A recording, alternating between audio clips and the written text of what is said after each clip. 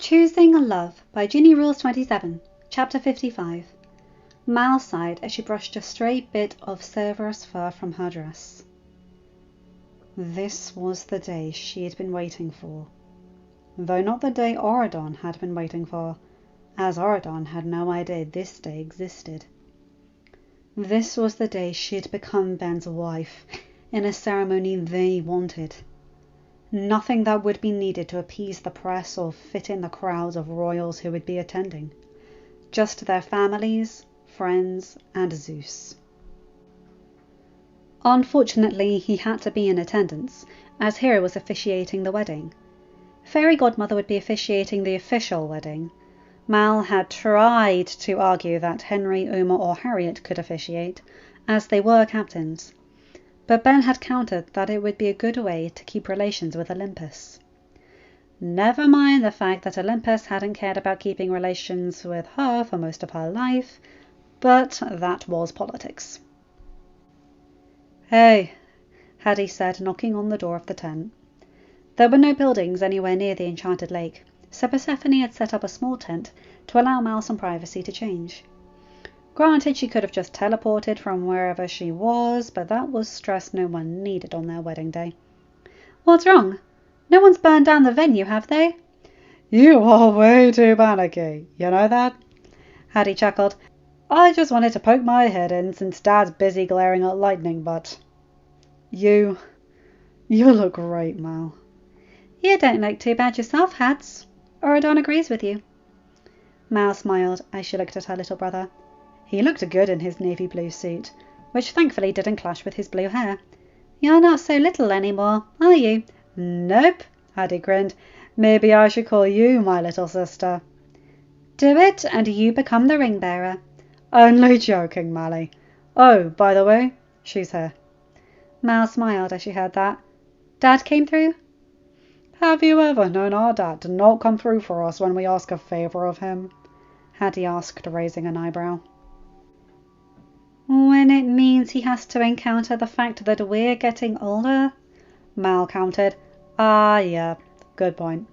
But considering you were asking for something that was more Mum's realm of expertise, why'd you want to bring someone from Elysium for your wedding? Sounds kinda depressing to me.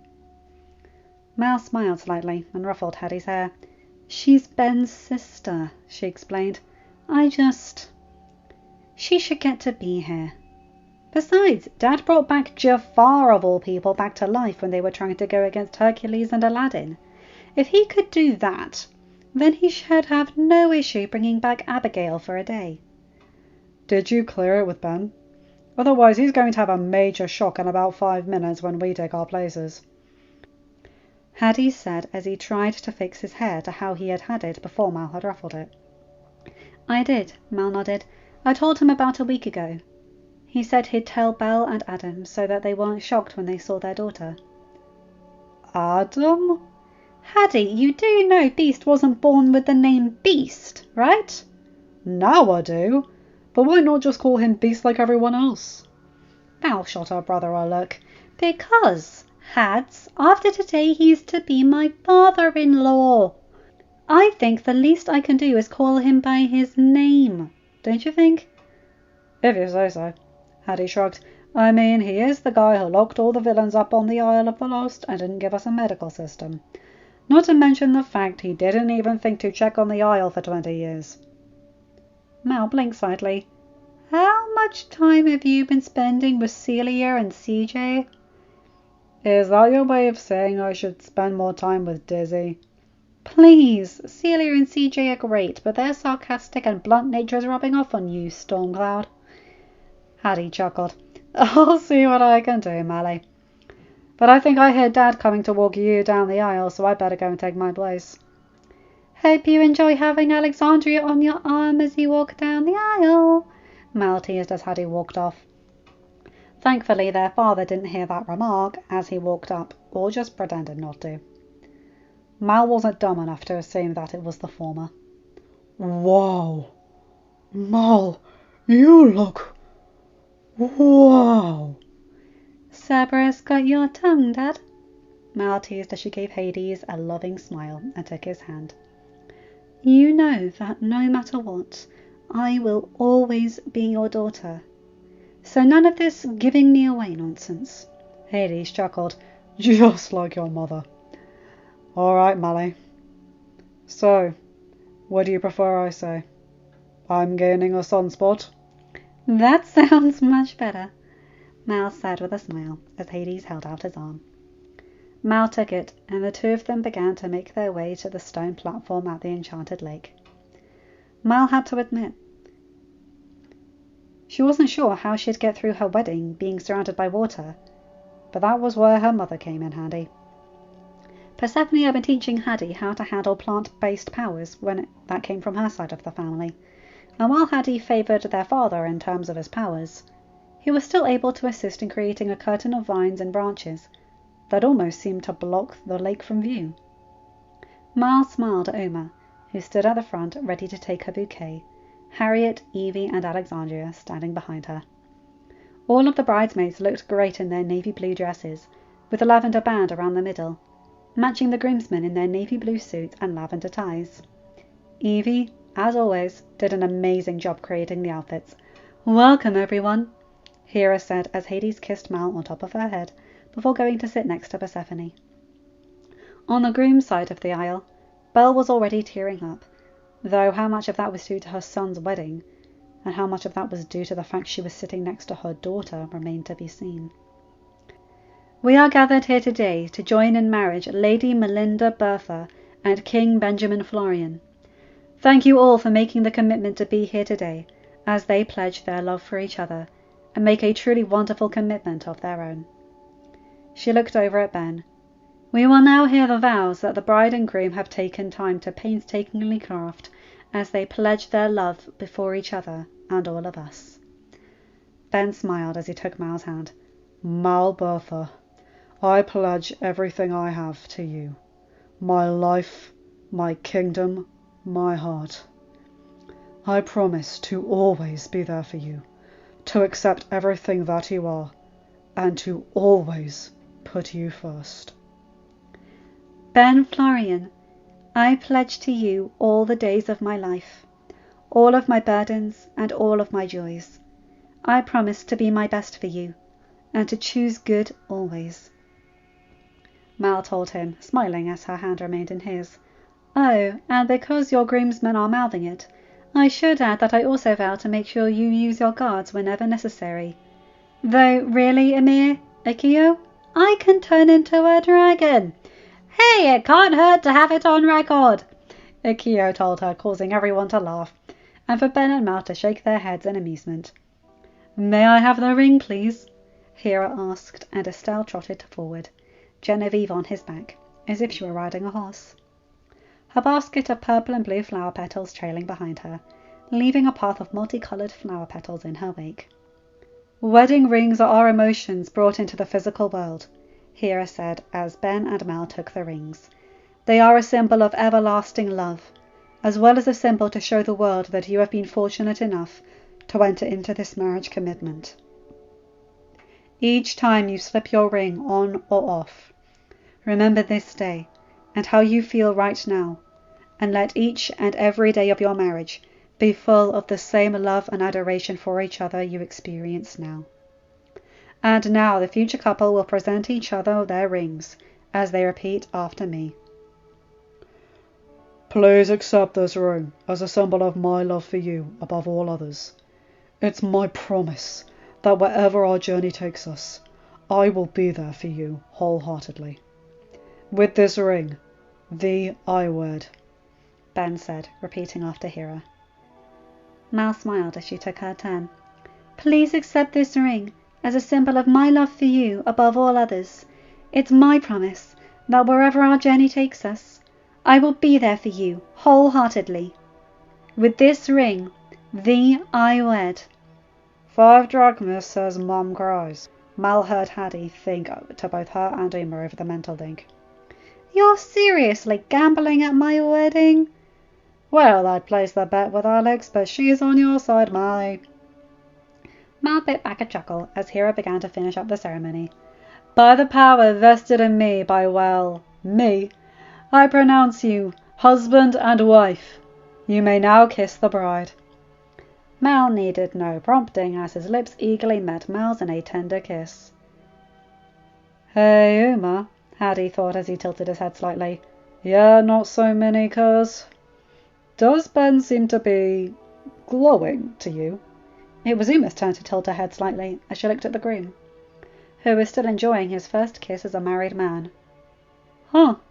So he was. Hey, Uncle Hades, you might want to talk to Lightning Bud. Why in the world would I want to do that? I'd like to avoid ruining Mal's wedding by causing a scene. 'Cause I think he just made Ben immortal. Thankfully, Hera took that moment to teleport the group back to Beast Castle for the reception, where Hades was able to grab Zeus by the arm and take him into a corner. Hades? Zeus asked. Immortality? Really? What are you playing at? Hades asked, crossing his arms as he looked at his little brother. Zeus sighed. I can never get you back the 5 years you lost with Mal, brother. Had I not been so stubborn and angry over what happened with Hercules, things might have been different. But I've already caused her pain by refusing to help you.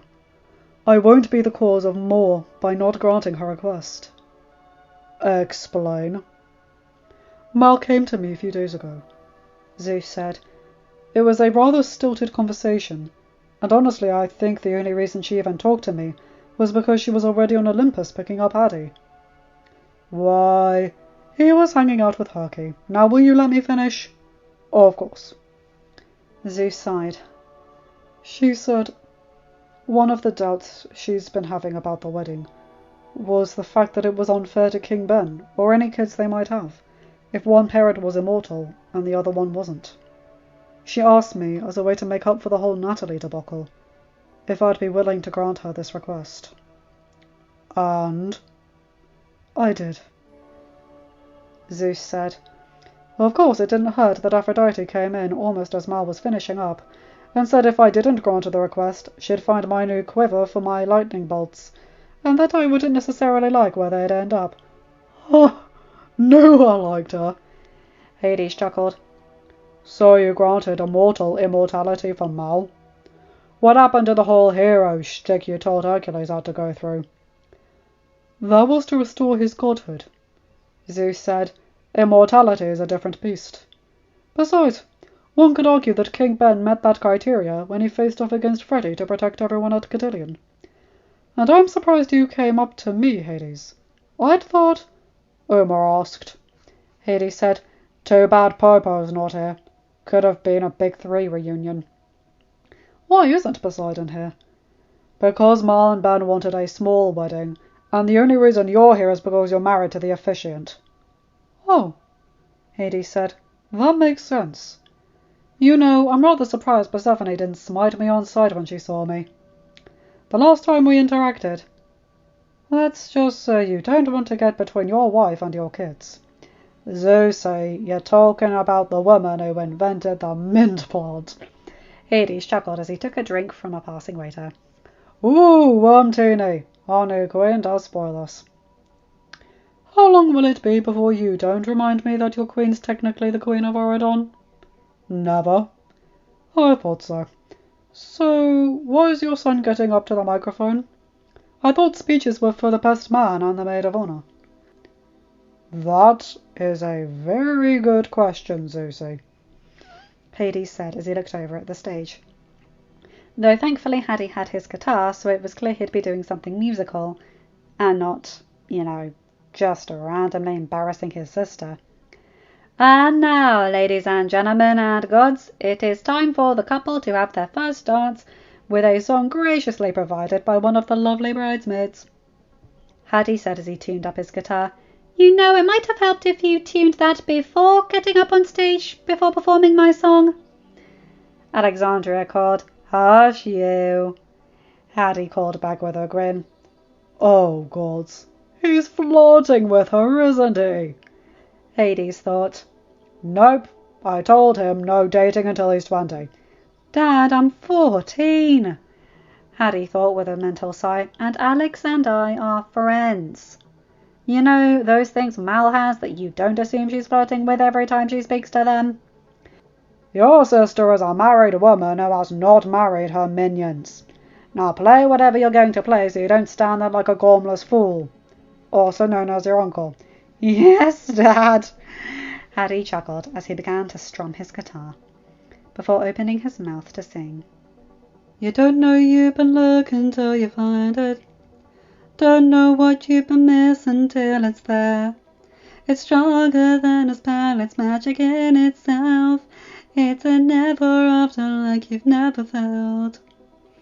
On the other side of the room, Belle smiled as she watched Ben and Mal dance to the music.